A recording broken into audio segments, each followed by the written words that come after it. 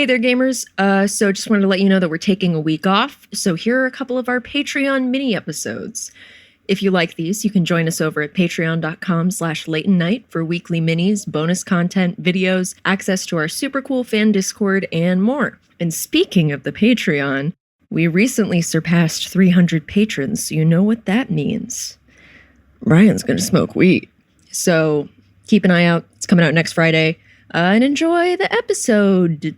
Because there's two of them. Enjoy.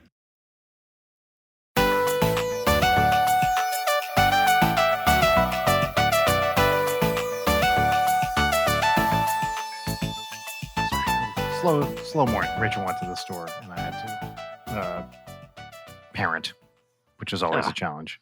Yeah. So Audrey and I played. I was Bowser and she was Toadette. And I had captured her and imprisoned her with my army of other Mushroom Kingdom robots who all look like Mario and Luigi, etc. And then she escapes and I chase her around for a little bit and she says, "Stop capturing me." And I capture her anyway and repeat. So that's the story. That seems pretty true to the Mario canon. Yeah, she likes... It's a little troubling from a parental perspective because all she ever wants to play is princesses who get captured. And we're like, maybe we don't want to do that. And she really, really wants it. She just wants to be I mean, the reason why is because she wants us to do all the work. So she can just sit in a place and then have us like... run around. And she's also... Little kids they're very inventive, but they're terrible improvisers. So every time we try to tell a story or do one of these pretend scenes, we'll be like, okay, and I've imprisoned you in this whatever prison. I put you in this prison, and there's a shield around it, and nothing can penetrate the shield. And she's like, except for my shield penetrating, laser. And we're like, okay. And then she goes to penetrate it. Like I saying the word penetrate is weird. But she goes to open it up and then she'll be like, oh, the laser didn't work. And you're like, no, just come out. And then the really fun stuff is you'll be like, and the door just mysteriously opens and she'll just go, and then it closed again. Like, no, just take that out, move this scene forward. Just take the yes and go. No, little kids they do not care about yes and, they care about being in control. And they will shoot themselves in the foot constantly from a dramatic perspective just to maintain control of the environment. Much like That's our president. Tragic. Can you can you imagine Audrey DMing a game of D&D? Oh, that'd be awesome. If we could teach little kids to do it, there's probably something fun there, right? Where you get an adult and a little kid, and the little kid is basically in charge of the story, and the adult is in charge of the technical stuff, like the rolling and, checking if attacks work and stuff like that. Right. And then, the adult rolls and the kid's just pushes the D20 over once. Actually, that was a 7. Yeah. Sorry. Pretty much. Oh, she would love it because they're so in their heads all the time about pretending. I mean, at this age, it's just nonstop pretending. It's very cute. I guess semi-relevant to some text messages I sent you last night. Oh, yes. For one of the shows that Real Good Touring is doing that I'm a part of, a good friend Justin was asking me for photos of myself as a child to put up with the other talent, since it's all younger versions of ourselves doing sports. And so my dad just sent me a fucking treasure trove. This is an audio so medium. Cute. Yeah, I was a real cute kid. It looks like real pageant material. God, I'm so glad that my parents weren't like, you should be in a pageant. That would be... Can you imagine? I just sent you another one that I didn't send before, I don't think, but it's I've always been logged on. I guess maybe I'll put these on Patreon or something. But they're... I love the one with the birthday cake. It's so cute. Yeah, I just love to I just look evil in a lot of them, like less represented in the ones that I send you. You did but send I me just this sort of, one before. Yeah. Yeah. Little overalls. Is that what those are? Those are something like that. Something. Oh yeah. It's like a Mary-Kate and Ashley branded tank top.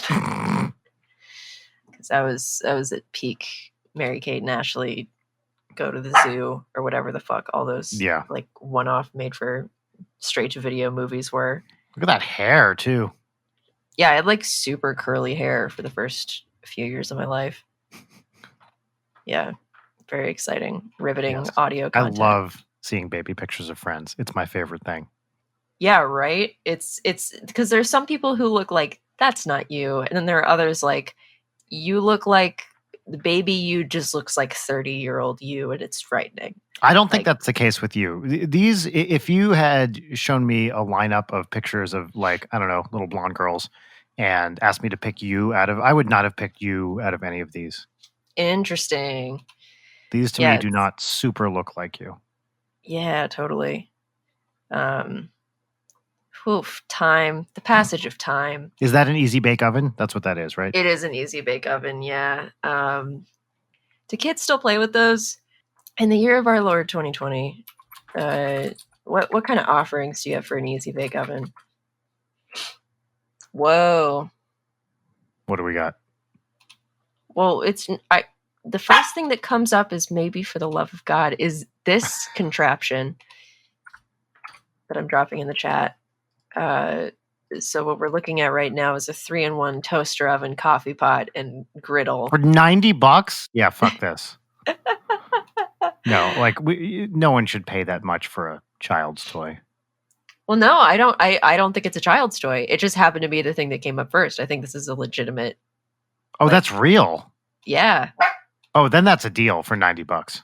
Yeah, that's kind of fucking awesome. Like living in a college dorm, you got your little microwave oven, you got a coffee pot. So what this thing is it's got a toaster oven with like a griddle on top and a coffee pot also. Yeah.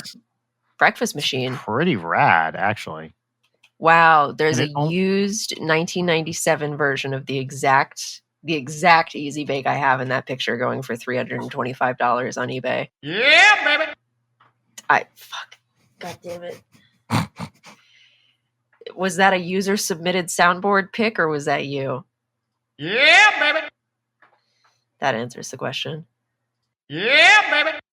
So wait, you asked people to send you sound effects, and I saw that we got emails with the sound effects. I didn't look at them, but I'm curious. Here's the thing, people. Do not send me videos I have to rip sound effects from.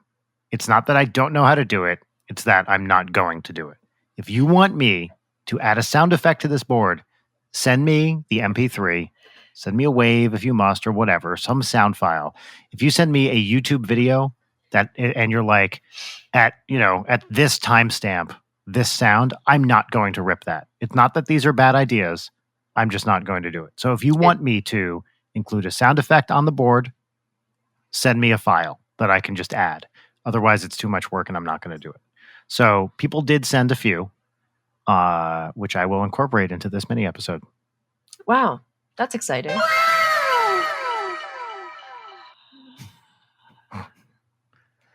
Yeah, right? Yeah, it's really good. It's really great. I can't wait to hear what the other ones are. I love that you have no warning on when these are going to happen. Yeah, it's I really don't. My favorite thing. It's like getting bonked in the head, just like at a baseball game.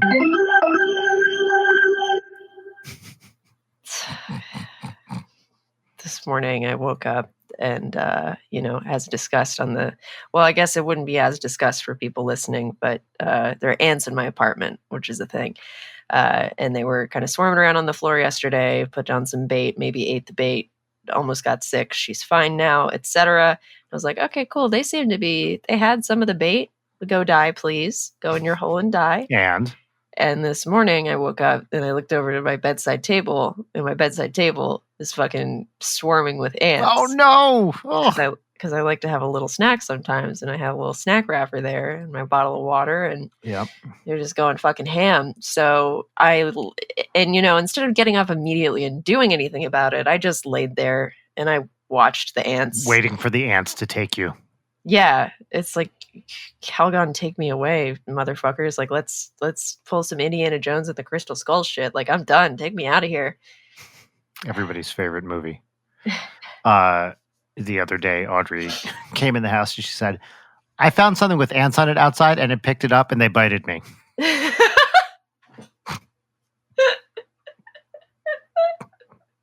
Well, what did she find? I don't even know, but she came back and I was like, you're okay, right? And she's like, yeah, they bited me here. I was like, all right, well, you're probably fine.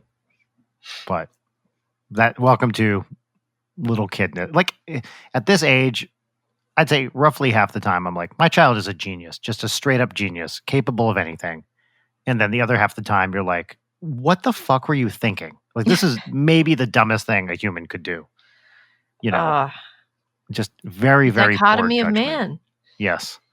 It's so I'm assuming you guys have fire ants over there. I just have some regular ones. I don't know. I think it's well, I mean, if they bit her, I don't think regular ants bite you. Also, it's possible they didn't actually bite her and she just thought they did. So who the fuck knows? She also, what did she say? We saw a big swarm of ants. We were over at Brent's place and I let her just kind of explore the backyard and she found lots of treasures. And she said, Daddy, come here. You got to see this. It's a whole century of ants. And I think she meant colony, but I'm not sure. A century of ants. A century of ants, yeah. We have lots of little malaprops. She says percifically a lot now, too. Percifically, I think. Yeah. Percifically is very good. I think I didn't know how to pronounce miscellaneous as a kid, so it was molassinous for me. And I thought that I was That's very cute. Yeah. She's still saying Dratzy Malatzy a lot. I don't think you should discourage her from saying Dratzy Malatzy. No, of course not. When fabulous. she does it regularly without thinking. When she messes something up, she'll just like drop something and be like, Dratzy Malatzy. And it's a tiny little kid. It's the cutest. I got to work that into my lexicon. Yeah. Speaking of ants. Yes, please. When I was a kid, I went to a friend's birthday party at a park. We were all running around playing hide and seek. And, it was North Carolina in the summer. So I was wearing some flip-flops.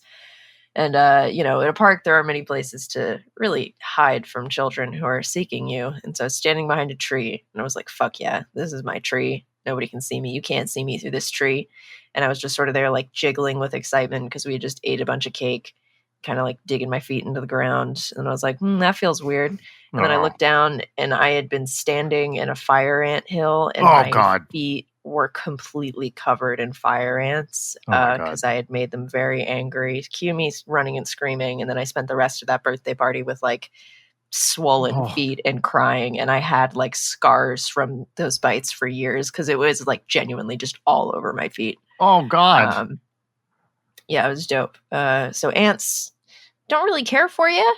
I'm going to take care of you in my home with extreme prejudice. So watch out. Have you heard this thing about there's in California a giant war between two species of ants that extends like it's like San Francisco to San Diego or something like that? The ant wars? Yeah, look, I'm looking up right now. Harvester ants versus Argentine ants. And like apparently there's some super colony of Argentinian or Argentine, I don't know how you say these ants, Argentine ants, and they're fighting natives. Like native epic ants. Ant battle. Ants versus fire ants. Yep. Whoa. Like many human I'm reading an article from the Mercury News. Like many human skirmishes, the ant war likely. Oh, God damn it, ad blocker. Fuck. What? God. Come on. Yeah, I love when you want to read a news article and it's like, people today are saying all sorts of, hey, do you want to buy Clorox? Would you like some Clorox? And it's like, and they're saying that the ants are really upsetting. And it's like, do you want erectile dysfunction pills? Well, the thing that really pisses me off is... And it's like, pay $5 to support independent journalism. You ran out of free articles for this month. Well, and then when you support independent journalism, the site logs you out all the time. So when you try to click on an article, it's like, no, you don't exist here. you're like, no, I'm paying for this. Like I'm clicking over, and then you have to log in, and it's like a whole fucking thing. I can't even tell you. Like what do I support? New York Times, Guardian, Atlantic, maybe a couple others. I can't remember. But they log you out all the time, and so it's in Washington Post. That's the other one. And so you're like, why am I subscribing to this if it won't let me read the articles without a huge hassle every time? Yeah, LA Times is the one that pisses me off the most. I don't pay for any of them anymore. Very I used to annoying. pay for New York Times, but like that one tends to be the most irritating, especially because it's like the most relevant to me, I guess. Where I'm just like, well, excuse me. Their pop-ups are stupid. I'm going to send you a video that a friend just sent to me. Okay. I'm going to text it to you, and I want you to watch this. Okay. It's for the song "Liar" by Henry Rollins. Interesting. All right, we're getting into it.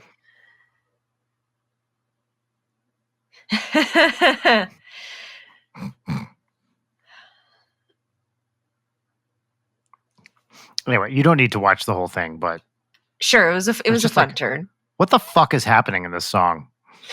I don't know, but it's Henry Rollins, so it's, all bets are off. Yeah, I know very little about Henry Rollins. Did you ever go through like a punk phase or anything like that? Oh, I continue to be in a punk phase. Yeah, I'm very much into classic punk stuff. I guess I lean a little bit harder on the like not the rockabilly stuff, but like, shit in the zone of the Cramps. Like I really love the Cramps. But I'm into that shit. I like some DOA. Fucking love Dead Kennedys. The Ramones are fine. The Ramones are perfectly fine. Yeah, hold on. Let me pull up my punk playlist. I definitely go through phases with it. My sister was like huge into that stuff, and then she did the rockabilly stuff too. Actually, so do you know Operation Ivy? Op Ivy? Yeah. Do you know Lynch, who then went on to be in Rancid? No. Well, he was one of the main dudes, as I understand it, and my sister, who used to go to these shows all the time, I guess gave him her number, and he would call our house semi-regularly for a period of time when we were both teenagers, and was always just like, I had no idea who this dude was. I mean, I was like nerdy math guy, didn't know anything about punk or whatever. And he was I don't even know how old the guy was, but clearly he should not have been calling someone my sister's age. He was probably 15 or something at the time. And she very quickly realized that he was a skeevy weirdo and, didn't do anything or whatever. But for a while, we would just get these calls. Like my sister and I had our own line, which I mainly used for modem stuff. Of course, CompuServe and the like. Also various BBSs, none of which I ran, of course. But, I don't need to tell you about late 80s BBS culture. But periodically, this line would ring, and this guy on the phone would just be like, "Yo, this is Lynch. Is Steph there?" And I made it a point to always be very polite. "Hello, Lynch. This is Stephanie's brother, Brian. If you hold on a moment, I'll get Stephanie for you." So that's my story with Lynch from Rancid and Op Ivy. That is really funny. And I assume there are people who would be like, "Lynch used to call your house? What?" I don't know anything about these guys, so like, who knows? Yeah, they're I need to circle back around to my punk stuff. I'm definitely, out of all of them, I'm a big Dead Kennedy stan. And just maintain that Jello Biafra is just one of the best names possible. Yes, I agree. It took me a long time until I understood what Biafra meant, and then I was like, "Oh, wow." Yeah, he's a very interesting character in terms of just how like political Dead Kennedy's music is, and then the fact that like he fucking stiffed the rest of his band on hundreds of thousands of dollars and got sued, and then was running for like the Green Party's presidential nomination in 2000. Yeah, like, motherfucker, you just spent your entire career like railing against this shit, and now you've just become the machine. There's a really good shit. What's the album called? It's a collaboration between Dead Kennedys and DOA. I think it's like Last Scream of the Missing Neighbors. What is it? Fuck. Yeah, it's Last Scream of the Missing Neighbors. I was correct. That album, it's like 6 songs, but it's DOA and Dead Kennedys, and it's like really fucking good. I remember I'm a huge Mojo Nixon fan, and there's some album with him and Mojo Nixon called Prairie Home Invasion,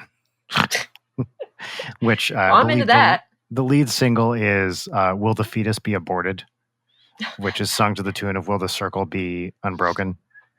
And I haven't heard this album in years, despite being an enormous Mojo fan. And I just remember that the mixing on it was so bad that it was like borderline unlistenable.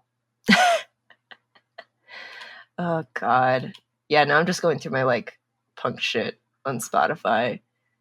Prairie Home Invasion is a really good album title. It's a perfect album title.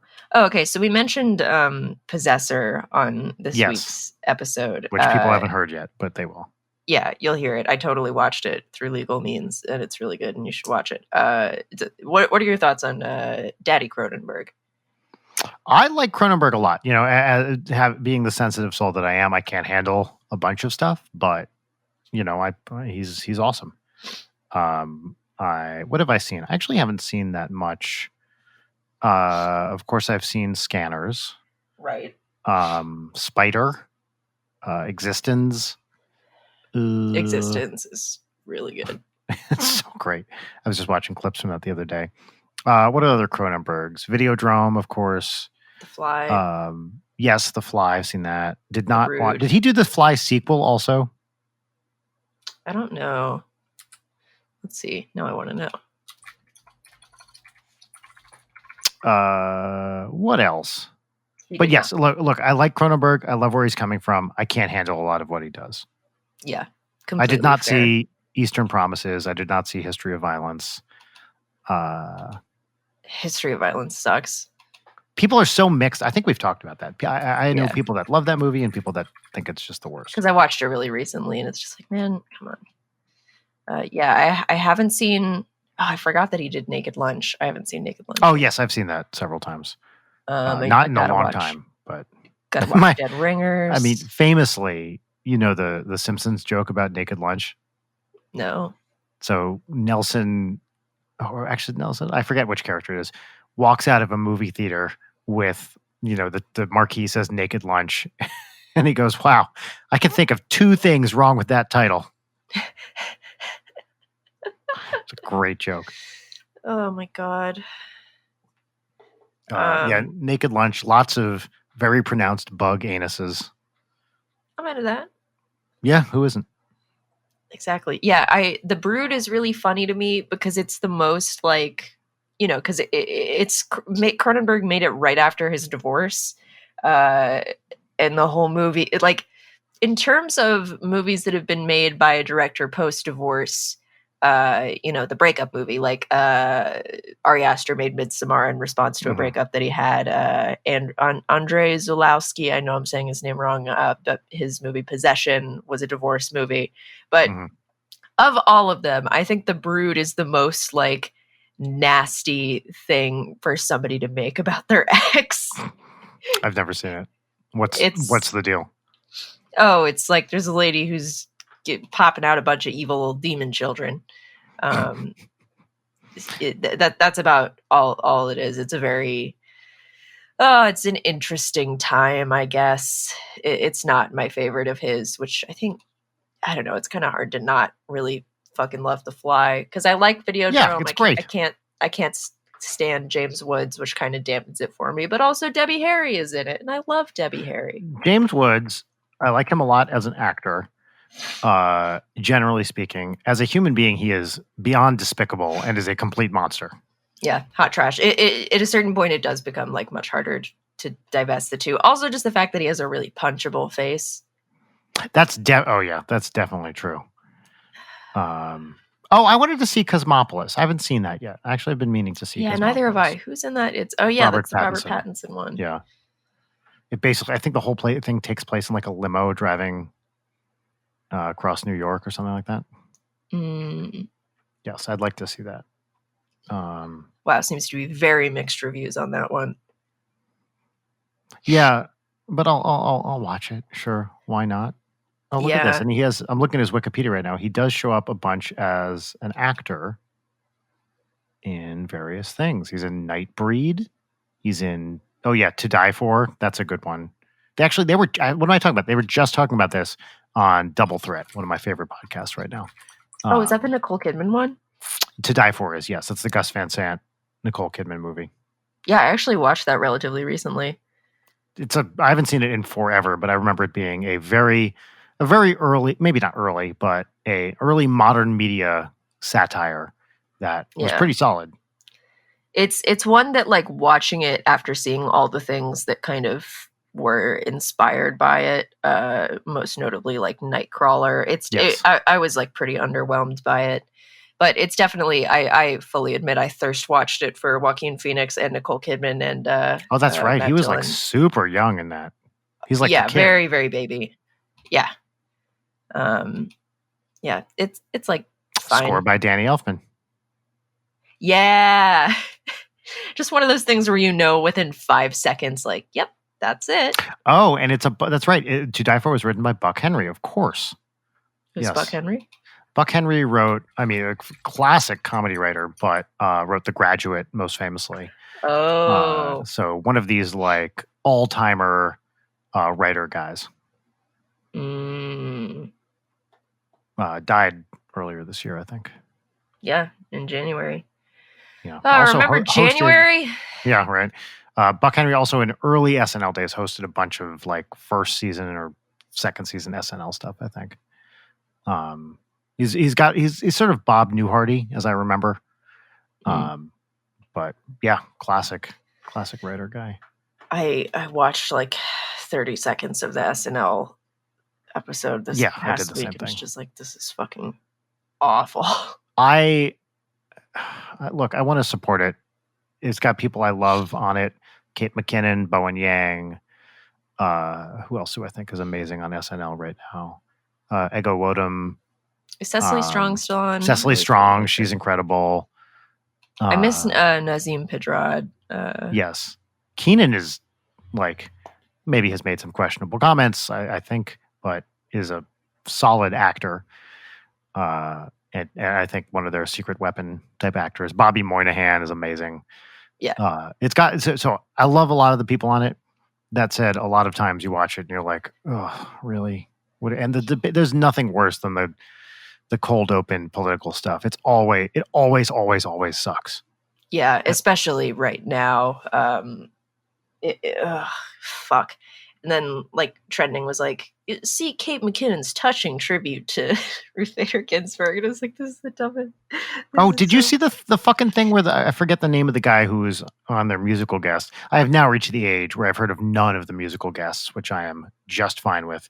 But apparently the dude who was their musical guest, after SNL goes through all these like precautions about testing and everything, this dude had been out all week like partying.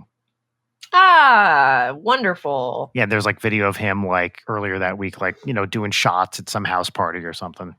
Of course there is. Yeah, when I was in high school and was, deep in Tumblr, I was partially like an SNL blog. I was really deep into it. So let's see. Your high school cast would have been, this would have been what year? This is like... This would have been like 2013, 2014, 2015. But I was definitely like watching the slightly older stuff. So I was like into the Fred Armisen, Bill Hader, Kristen Wiig, yes. Amy Poehler era. Great era. Yes. Yeah. Really delightful. But also like, why I don't know why I was thinking about this bit this week, but it was just thinking about Deep Thoughts with Jack Handey. Always the best. Yes. Yeah, seriously. What is your favorite deep thought? You must have one. Yes, I do. And I don't want to misquote it. So I'm going to look it up really quick.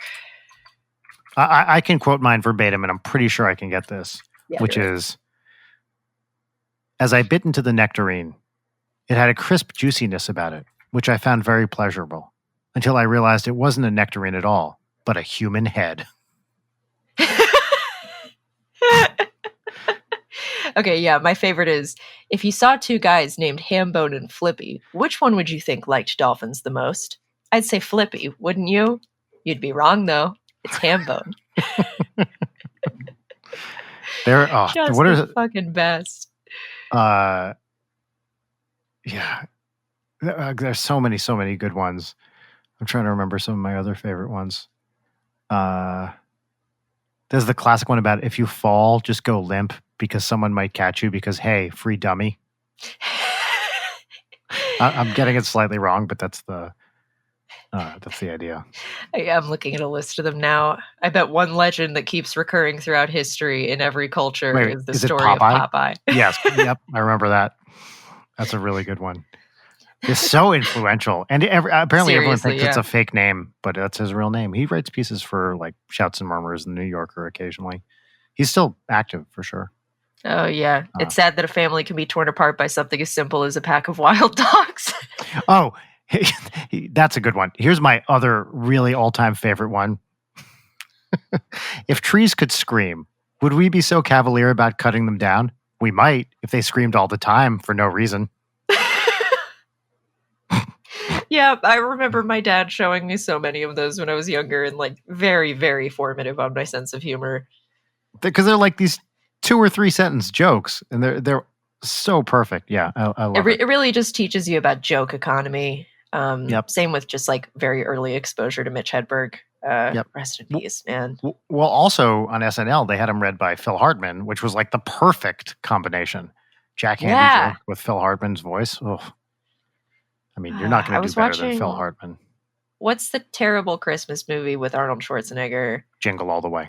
Jingle All the Way. Yeah. With Sinbad, right? It's very, very bad. But God, what a treat to see Phil Hartman just in everything. Alive. Just the absolute best in everything he did. So I Married an Axe Murderer, classic. News Radio, amazing. The original Pee Wee Herman show, where he plays Captain Carl. And I think he co-wrote Pee Wee's Big Adventure because they were all Groundlings. I did not know that. Yeah, they were all Groundlings guys. And was in the first version, or at least the first like televised version, which was shown on HBO all the time, of the Pee Wee Herman show, which is basically the adult version of Pee Wee's Playhouse. Look this up if you can find this. It's like an hour long. It's basically a sketch show which takes place, in kind of Pee Wee land, and it's really, really great and has Phil Hartman in it. Oh, and of okay, course, yeah. It's any excuse to watch Paul Rubens you should take because seems like it's all on YouTube. I think it's worth watching. It's very funny. Sorry, go ahead. I'm mildly changing the subject, so that's fine. Do it. I think we've talked about this before because I showed you the clown near-death experience sketch. But did Yes. you ever watch Important Things with Dimitri Martin? A little bit here and there, not too much. I really enjoyed that show. I was definitely like also really big into Dimitri Martin as a kid, and I'm surprised because I was so into John Mulaney, and it's really interesting to watch him have this like renaissance now. And I'm curious if that's going to happen with like any of the other like that era of comedians. Yeah, I mean, although I would say Mulaney's a little bit later than Dimitri Martin, I would guess. Yeah, at least as a stand-up, but I don't know. What year I'm sure was the top part? These guys will all come in and out. I bet Mulaney's kicking ass right now. Yeah, totally. I also think there's a level of like he is an attractive man that adds to the fandom. There's also a weird phenomenon where like people point to him as a gay icon. I guess I can see that, sort of. Yeah, but it's yet again the weird thing where people will look at a straight person and we're so desperate for crumbs that they're like, yes, a mouthpiece of the gay community. Because he's well-dressed, basically. Yeah. I'm trying to... Where's the his delivery is some of my favorite things. Some of my favorite things. I don't know what I mean. His delivery is great, is what I'm trying to say. Wow, the top part was 2009. Jesus. And that's Dimitri Martin? Or that's Mulaney? No, that's Mulaney. I believe that's the one that has the I'm sorry prostate exam. So funny. I think that's a good place to stop. We've covered everything under the sun, as usual. Hope y'all like comedy discussion, us reading Jack Handy bits, Cronenberg. Just really hitting all the bases. And we'll see you on Friday with a full episode that I found very delightful. And I think one of the things that I enjoy about the show is that you never really know what kind of full episode you're going to get. Sometimes it's pure bullshit, and sometimes it's a 2-hour-long conversation about the intricacies of internet fandom. Yeah, baby. Fuck this. That's the end of the mini-sode. See you later. Goodbye. Bye.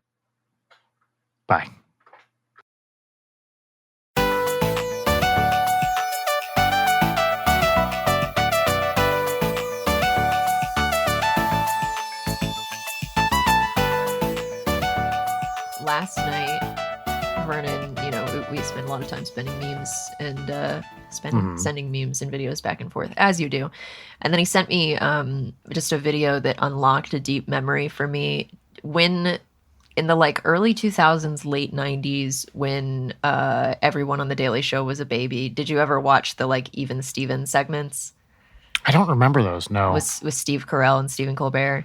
Oh, you know what? Yes, sorry. I do remember those now. Yes. I didn't watch a ton, but I definitely saw them. They're really fucking good. But yeah, when I was in middle school, I was obsessed with the Daily Show and the Colbert Report, which is probably not surprising. But I just went down a little hole of watching all the Even Steven stuff that's on YouTube. It was a real delight. Are you old enough to remember the Craig Kilborn era of The Daily Show? No. I remember when that started. I think I was, when that would have been late 90s probably. Yeah. And then it was actually very funny. I like him a lot in many ways. But then it just really started kicking ass with Jon Stewart. Yeah, totally. It's funny watching all that stuff of just wow, everybody is so tiny, and Jon Stewart has always sounded this tired. Yeah, and he's gotten so bitter, it feels like, doesn't it? Yeah, I mean, if you were in his position, how could you not, especially with all the work that he does with the survivors of 9/11 advocacy, it just seems like it must be the most frustrating thing in the world to be this deep in everything for so long and not really seeing change. Yeah, did you ever see? I was watching this recently. It was when he was on Crossfire with Tucker Carlson and whoever the fuck the other guy is. Oh, where he's roasting down. Yeah, where he's you guys are bad for the world or bad for democracy or something. I haven't watched it, but I know exactly what you're talking about, and I'll watch it after this. It's worth seeing again because he's so right. Yeah, he's just a very smart man, who I appreciate and who is funny. But yeah, it was fun taking a little trip down memory lane of some very, very old Daily Show shit. Did you ever watch the Strangers with Candy show? That's been on my list. I love everyone in it, especially Amy Sedaris. Of course, and she's amazing in it. And I have never seen more than an episode. And I've been meaning to go watch the full thing because I know Colbert's in it. So good. Yeah. Everyone says it's amazing. Yeah, I believe we had it on DVD, and I watched 2 seasons of it. I don't remember much other than that I enjoyed it, and then I think my mom stole the DVD from us, and we never saw it again. Amy Sedaris might be the funniest person in the world. Everything she does, I think, is the greatest. What's your favorite Amy Sedaris piece of content? It is in, I believe it's season 1 of Unbreakable Kimmy Schmidt, where she played, what's her name? Mimi Canastis. She does this thing where she enters an apartment and someone's take off your shoes. And she does this thing where she kicks off her shoes while walking.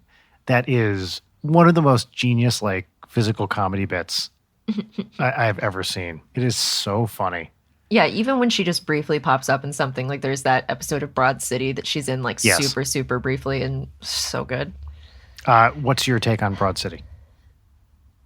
I was a huge Broad City stan in college. That was my go-to show. I didn't watch the last season, but I don't know, I just kind of fell off of it and didn't really care to watch the rest. It kind of suffered from the thing that happens when a beloved show goes on for a while, where it's becomes too like self-referential and like Mhm. flanderized and sort of leaning on the like gimmicky like we're gonna try a fun thing, which I understand. I feel like if I was in that position I would do the same, but it just kind of like lost the sparkle for me. And then of course there's the whole like, I don't know, weird white feminism angle of it that's a little weird, but I don't know. You it's a mean really, the privilege that the characters have, that kind of thing, or what? yeah, and like the Hillary and Biden worship is pretty. Oh, I don't remember that part. Yeah. Yeah, it's there's some weird politics to it, but I mean it's great. It's a special show, and it's super funny. I mean it holds up. Super funny. Yeah, shit killed me. It was always one where I would show people like 1 or 2 episodes and be like, "Listen, the show's really good. You're gonna enjoy it," and then get the like, "I just watched all of it. Thank you." Yeah. I knew a bunch of the people on it from New York comedy stuff. Yeah, Not like super well, but had done shows with a few people here and there. Not Abby or Ilana, Right. but a couple of the other, bit players were in stuff that I did. So it was the kind of thing where I didn't watch it when it was on. I only watched it afterwards, but I'd be like, oh my God, that's Chris. Whoa, yay. Man, yeah, that's, he's great. Yeah. That was my first exposure to Darcy Carden. yeah, she's the best. I love her. Yeah, just amazing and everything. It's been nice to see her crop up in more stuff. Good Place, Barry. Oh yeah, she's been crushing it recently. She helped me with a parking meter. Wow. Yep, I was going to see Las Culturistas live. I don't think so, honey, at the Echoplex, and she was one of the performers. And I couldn't get the meter to work in the lot, and she was standing behind me, and I was like, "Do you have any idea how this thing works?" And she was very kind and basically just said, "You're doing what I would do." Yeah, I had like a similar exchange with Jenny Slate in a CVS in Savannah, Georgia, where she was just like, I don't know how to work this. How do I work this? And then you get the infinite miles long receipt. She's I was amazing. just what was I watching with her in it? Oh, the I think it was a Lonely Island. It was an SNL digital short bit, the Sergio one with John Hamm. Have you ever seen this? Yes, I probably have because I've watched all of the John Hamm SNL stuff. Let's see. It's the one where Andy Samberg gets cursed by Yes, Fred yes, yes, Armisen. yes. Okay, yeah. And Jenny Slate is Andy Samberg's girlfriend or whatever. And I hadn't seen her in a while.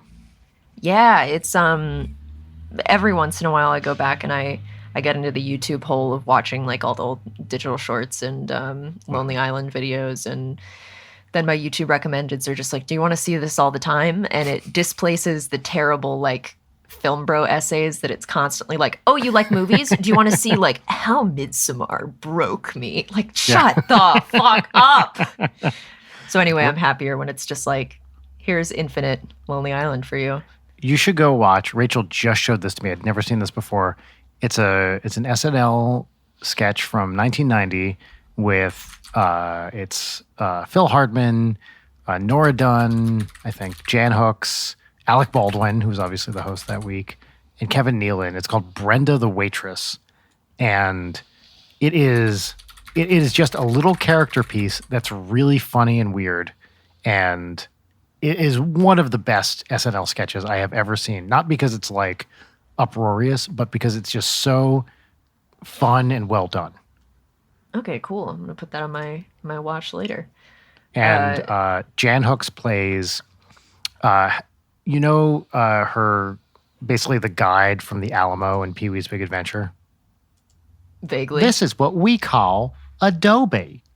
Can you say Adobe? Does that ring any bells? No, I haven't watched that movie since I was a small child and traumatized by Large Marge. Yes. She plays exactly that character, which means nothing to you, but it's exactly that vibe. Is your name, so you signed on to our session today with the name Rat King. Is that a 30 Rock homage? No, it wasn't consciously, but it is very inextricably connected to 30 Rock for me. Yeah, which I've just started rewatching for the first time since it was on the air. Oh, let's get into it. It's one of my like most rewatched shows that I revisit like every couple of years just for a little pick me up. It's interesting because it really does that thing that annoys me about other shows where it like gets more self-referential and like they do more of the gimmicky episodes, but it's still like it was great all the way through. So I'm now 6 episodes into the first season, and just right out of the gate, it's fantastic. It does not. It's really suffer. defined. It's like they haven't, they haven't felt out the characters yet, but it's still fucking great. Still fucking great. Everyone's funny. Makes me feel bad for Rachel Dratch that she's not Jane Krakowski. But Yeah. oh well. But they do, but especially Jane in that first Krakowski is season. so good. She is so good.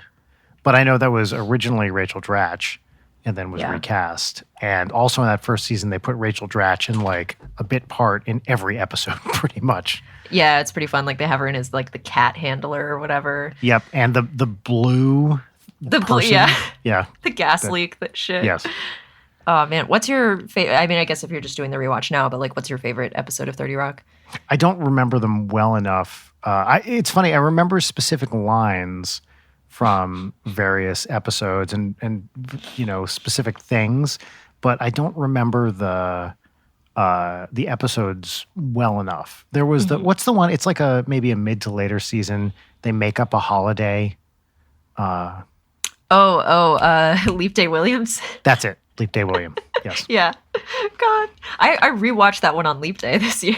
Oh, yeah. I remember Last year, liking that one a lot. Well, yeah, because it's Jim Carrey doing fucking what's the movie that he's doing? It's Jim. They keep cutting to like a TV movie. Dr. Dolittle or something. Yeah, basically doing that, but where Jim Carrey turns into Leap Day William.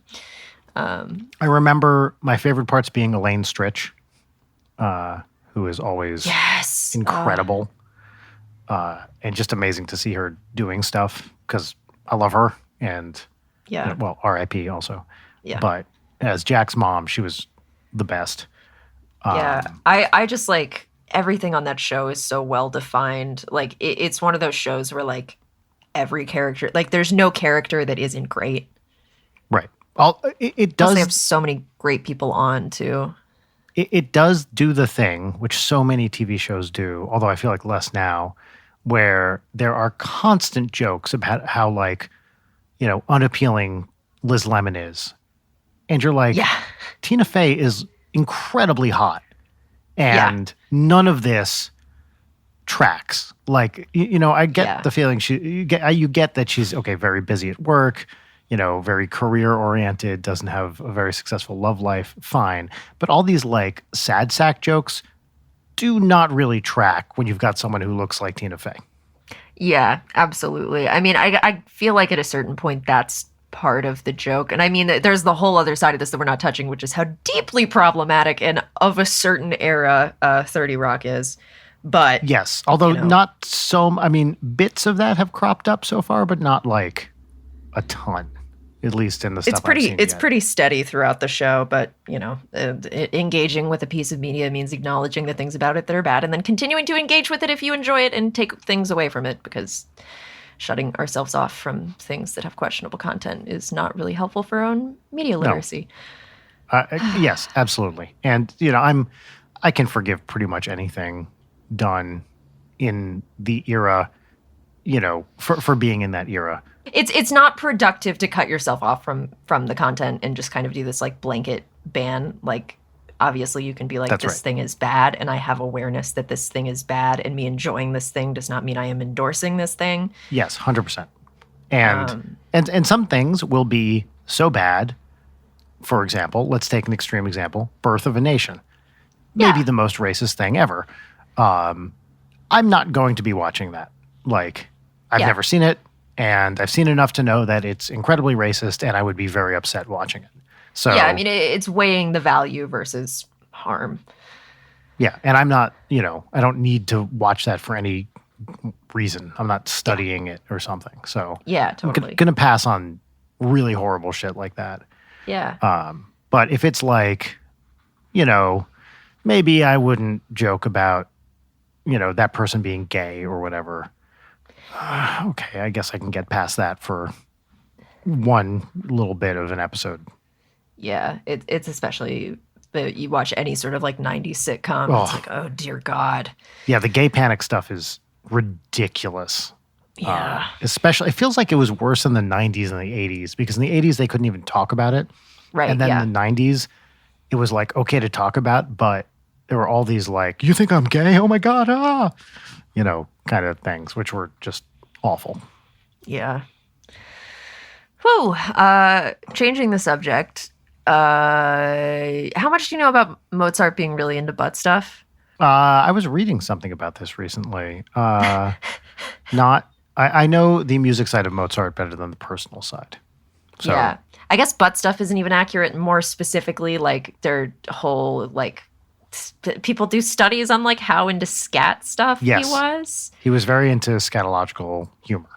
Yeah, I mean, the that's very literally least. the Wikipedia page, Mozart and scatological. So I saw something about this. Where was it? Maybe we were looking at the same place. I saw someone linked to this exact Wikipedia page recently. Oh, yeah, I think I found it on Reddit. That's probably why it was back out there. But Mozart was, I must have read, did I read a biography of him? I took a musicology class that featured him prominently, so I knew something about him, but not much of it has stuck. Yeah, but there are all kinds of fucked up composers. Yeah, they're all really fucked up. Schumann is the one that you really got to be like, oh, buddy, oh my.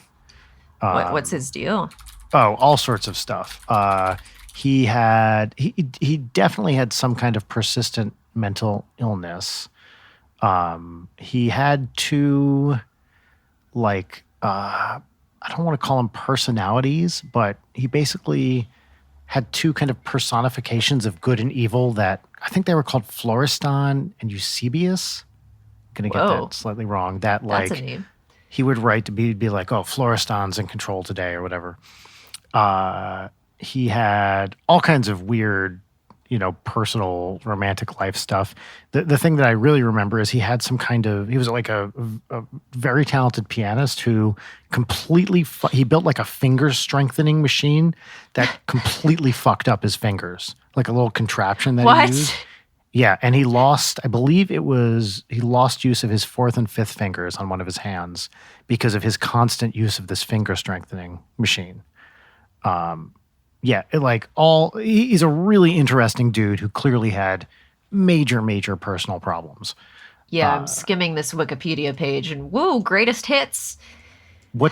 There was something with, so his wife, Clara, was also a very talented composer. And then there was something weird, I think, with her and Wagner, maybe? Yeah, I guess me skimming through Wikipedia is not necessarily interesting. But the other thing about Schumann is that he is known for being a very talented composer and a completely bullshit orchestrator. And so his symphonies... Wait, okay, so what's the difference between... So composing is writing the music, and orchestrating is how you arrange the parts for instruments. So, if you basically compose kind of a melody and, if you just write the melody and tonal structure, chordal structure, most people would call that writing a piece of music. But to then say, okay, this is how I want an orchestra to play it. The flutes are going to do this. The timpani is going to do this, that kind of stuff. That's orchestration. Generally, another name for it is arranging. So it's how you break up the thing you write into parts. And some people just write that way. They'll just write directly for orchestra, like they just write on the staff paper. But some people write out, the basic ideas like on piano or whatever first, and then orchestrate from there. Mm-hmm. So Schumann's symphonies are amazing, but a lot of the versions that people listen to now are reorchestrated because he was not very good at it. And when you say not being good at it, like, can you point to things that like would mean or would indicate that it's like not well done? Oh, it's just kind of so it sounds clumsy is the biggest thing. Like orchestrating for a symphony orchestra it's a really hard fucking thing to do. And because you have so many instruments that, you don't want to be too heavy-handed about stuff, but you need to make sure the themes come through. I can't give you like a hard and fast rule. Sure, yeah. because that doesn't exist. But it's like, it just doesn't sound like the parts are arranged in a very deft fashion. There are lots of people out there who are amazing arrangers, but maybe not the best composers, and probably even more who are great composers who don't have a great ear for arranging. Sure. Okay. I didn't know that those were two very specific things. And I also, as you were saying that, looked up the finger thing that Schumann was shoving his fingers in, and horrifying. Yes, right?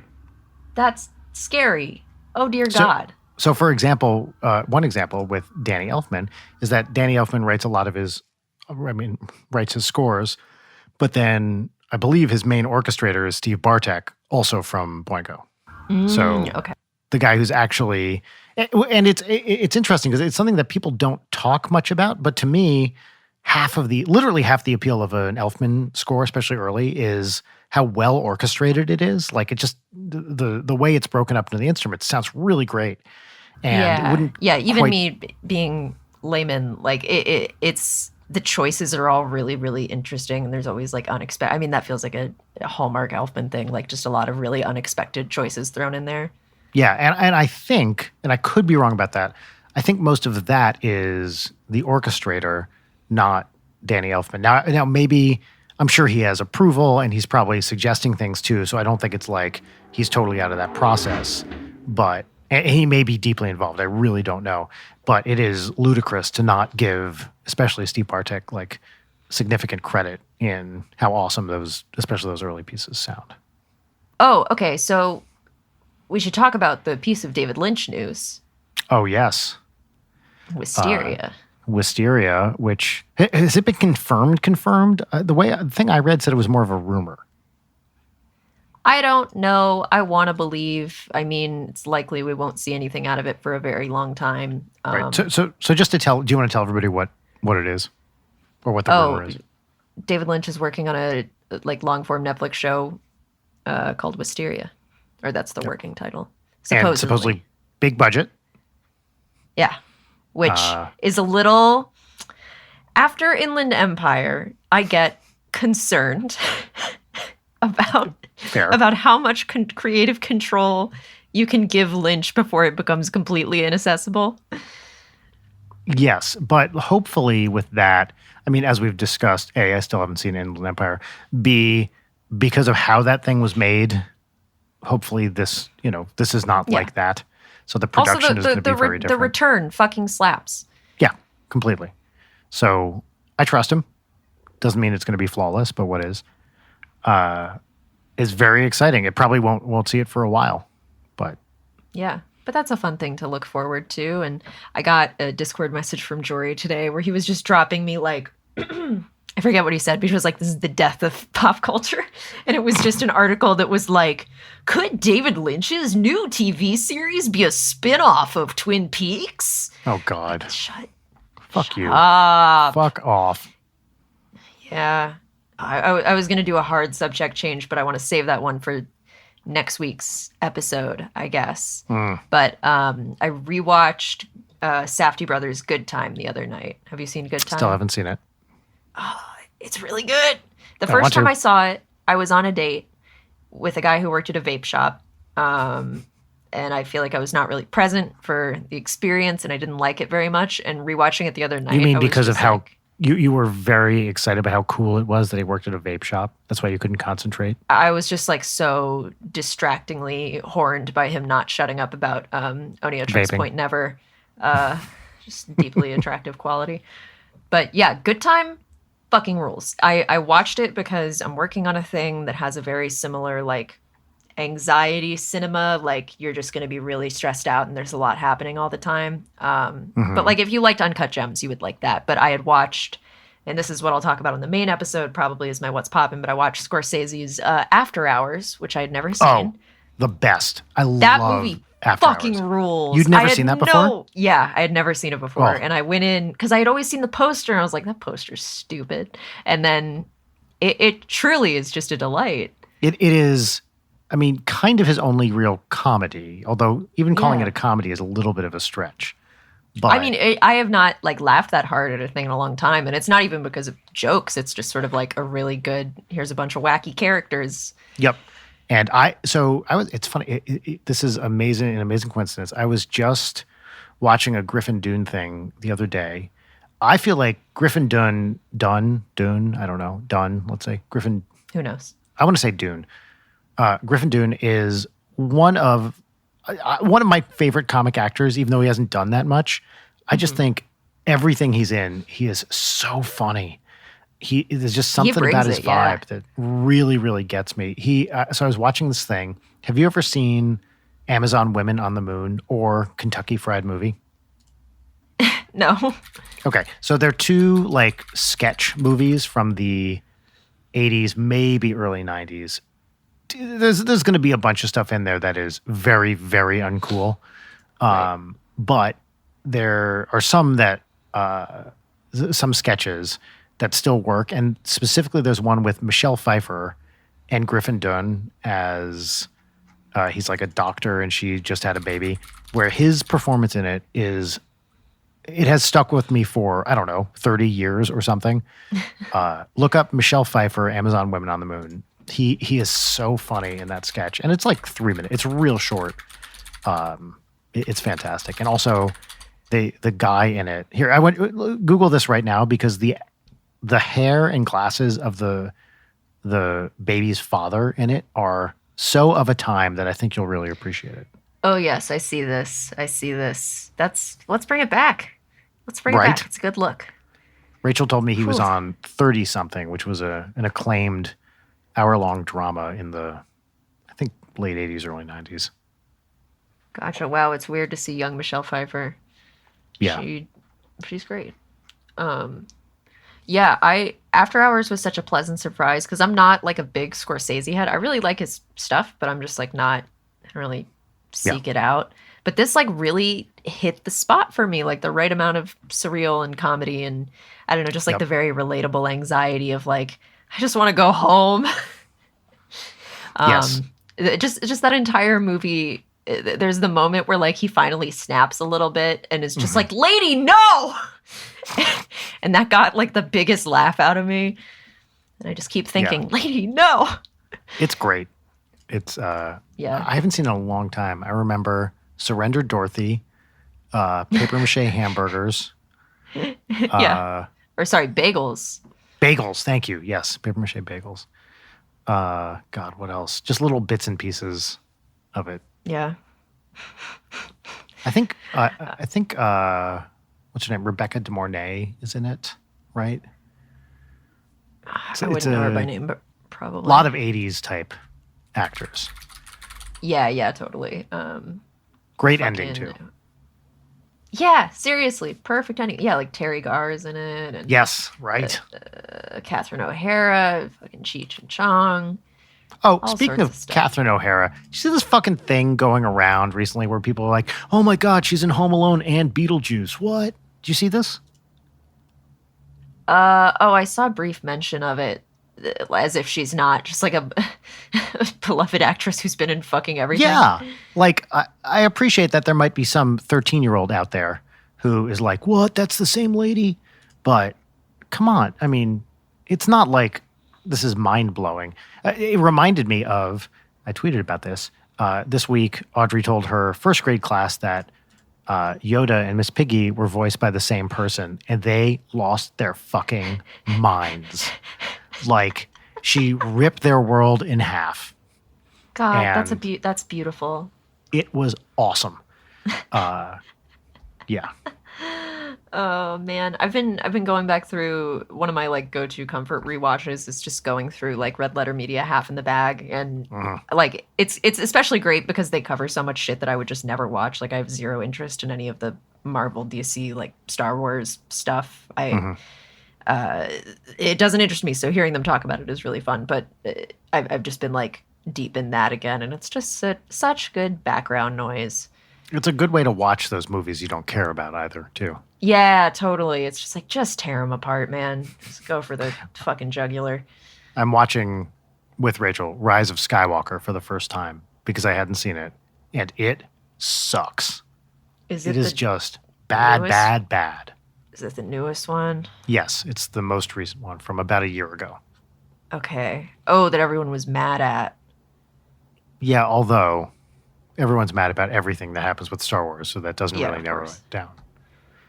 Yeah, let's see. I watched one of them in theaters, but only because a guy I was seeing really, really wanted to see it. And I was like, I think it was the second one of the newest three. That's the I best don't- one of the three by a long shot. That's the best one. Yes, for real, like by a long shot. And I actually, That's a bummer. I like that film. It's not great, but I think it's interesting in parts. I mean, the thing is with Star Wars, you have to put up, it's not going to be funny. There's going to be embarrassing, like, quote unquote jokes. The aliens are going to look kind of stupid. There's just like a lot of baseline. As Tom Sharpling, one of my comedy heroes, has frequently pointed out, remember that in the original Star Wars, there's an overweight character named Porkins, and then adjust your expectations from there. Like, Yeah, I mean, it is really funny. Like this very like scrappy sort of like small closed off universe has become this whole thing, and it's a thing that they point out on Red Letter Media a lot of just like you are so limited with what you are able. Like it seems like it would be infinite, but it's like you have to have lightsabers, you have to have stormtroopers, like you have to have all this like recognizable stuff because that's what people are in the door for. So you can't really like be like, here's a bunch of shit that you've never seen before, but Yes. it's a Star Wars movie. and then with Last Jedi, it deviated ever so slightly from those expectations, and people lost their fucking shit. Of course. And then I didn't see Rogue One, which I have no interest in I ever have watching. not seen it. And then I watched Solo on a plane, which was Sorry, I flipped those around. I have seen Rogue One on a plane. Haven't seen Solo. Continue. Yeah, Solo's a real plane movie. That one was rough. Yeah, Rogue One was. I enjoyed it. It was cool. I mean, isn't the angle that it's sort of like war drama but Star Wars, and then everybody dies? Spoilers. Yeah. Tight. What I like about it too is it takes literally the most minor plot point from the original movie and fleshes it out into a feature in an actually interesting way. But I mean, to me, the craziest part is if you had told, I don't know, 12-year-old me, there's going to be an entire movie just about Han Solo when he was younger, I would have lost my goddamn mind. And Yeah, of course. then when it came out, I was like, oh, really? No, pass. Yeah, but it's totally like the way that it works is that it takes all the little details that you already have and feels the need to explain, like, here's how Han and Chewie met, here's where the dice are from, here's how he got the last name Solo, which is because he was traveling by himself. Like, I don't want to know this shit. This is like, what is everybody's sick obsession with having to have the answers to fucking everything? I don't know. Like, go sit in a field and think about the media. You don't have to have them tell you exactly, like, I don't want them to hold my hand. It's patronizing. Well, and also, then half the time when they do those things, that present it like, huh? So do you get it? Do you see what's happening? Huh? Yeah. When Rachel and I went to see my favorite movie of all time, Joker, when he goes up to Wayne Manor, he being Joker, although what's his name? Arthur? He's not really Joker yet. So he goes up and he starts interacting with that kid. And in the theater, it was a midday showing at the ArcLight. I loudly turned to Rachel and went, I think that's Batman. And she got upset with me. Gotta love a good stage whisper. Yeah. God. I think But I could picture the idiots watching it being like, oh my God, do you realize who that is? Do you know who that kid is? Do you realize who that grows up to be? Like, I try to like not have ire towards people who enjoy stuff that I really hate, but sometimes it's hard, you know? Yes. Especially with that fucking movie, which the buildup for months, I was like, this Joker movie is going to be dumb as shit, but Joaquin Phoenix is going to bring it his all, and I'm so excited. And then it was like, everyone thinks this is amazing, and this is the worst thing I've ever seen. I will say, I legitimately enjoyed it. Do I think it's like a great film? No, it's not a great film. Did I have a good time watching it? Yes, I did. I was so mad, just so mad the entire time. And I continue to be mad at it over a year later. But what I would give to specific, like, what made you mad specifically? The everything, the color grading, the script, even Joaquin Phoenix, he was doing a good job, but there's only so much of a good job you can do with just like absolutely nothing. Did you get, though? Here's the thing I don't think you're appreciating, Leighton, is, and this is important, it was very subtle. It's a lot like Taxi Driver. Did you get that? Did you understand that? Because I don't think you understood. I think if you understood Brian, are you telling me that we live in a society? We live in a society of laws. And here's the thing about Joker. He doesn't obey those laws. He's nobody's fool. All right, your take was too powerful and it broke Zencaster. Yeah, so what people are not going to be able to hear is that when I was saying my very correct theory about Joker, which is that he doesn't obey your rules, man. Zencaster. Yeah, I had watched King of Comedy in preparation to watch Joker, and I probably shouldn't have watched it so soon before. Oh, shit. Did I lose you again? Oh, piss. All right, you're stuck here with me, folks. It's just you and me. You and your good pal Leighton hanging out. Oh, Brian just texted me again! Exclamation mark! Exclamation mark! Exclamation mark! So now I'm looking at Twitter. What's trending? Oh, I don't care. It doesn't matter. One day it will all be dust. Anyway, yeah, I'm going to continue talking to myself so that we have episode. I just everything about Joker bothered me. It couldn't pick an ending. Spoilers for Joker. If you have not seen it, you don't need to see it. But I would have respected it so much more that, like, if after I wish he had shot Murray, cut to black, end of movie. Like, it goes through 4 more endings, and it's like, this is so masturbatory. Like, shut up, man.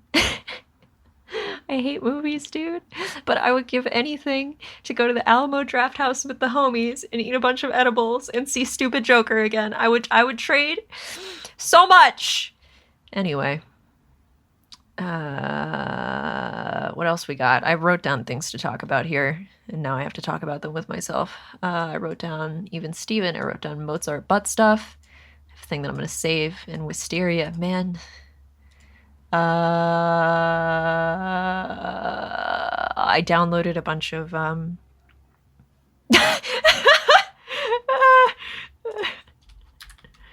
Okay, I just received a text that said, okay, let's just stop it here. It'll be a good ending. My internet is gone.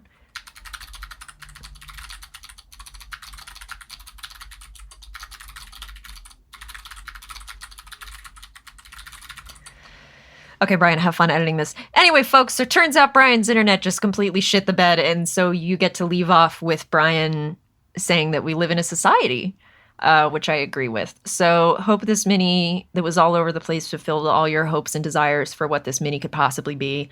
If you're a veteran of the Patreon, thank you so much for sticking with us through 40 episodes and God knows how many mini-sodes. And if you're new to the Patreon, because we've had a bunch of new people, welcome. It's bullshit. Hope you're having a good time and staying safe. All right, I feel awkward. How do Let's Players and podcasters do it when they're by themselves? Because this is uncomfortable. Like, I'm sweaty. I'm more uncomfortable talking to myself than I would be talking to another. I'm going to stop. All right, this is the end of the mini-sode. See you next time for hopefully 2 people maybe doing a crossword for that high-octane content that we know you're subscribing for. Anyway, goodbye. This is the end of the pod. This is the end of the mini-sode. Leighton Night is produced by Brian Wecht, Leighton Gray, and Jarek Centeno. Follow us on Twitter at Leighton Night, on Instagram at Leighton_Night, or email us at leightonnight@gmail.com.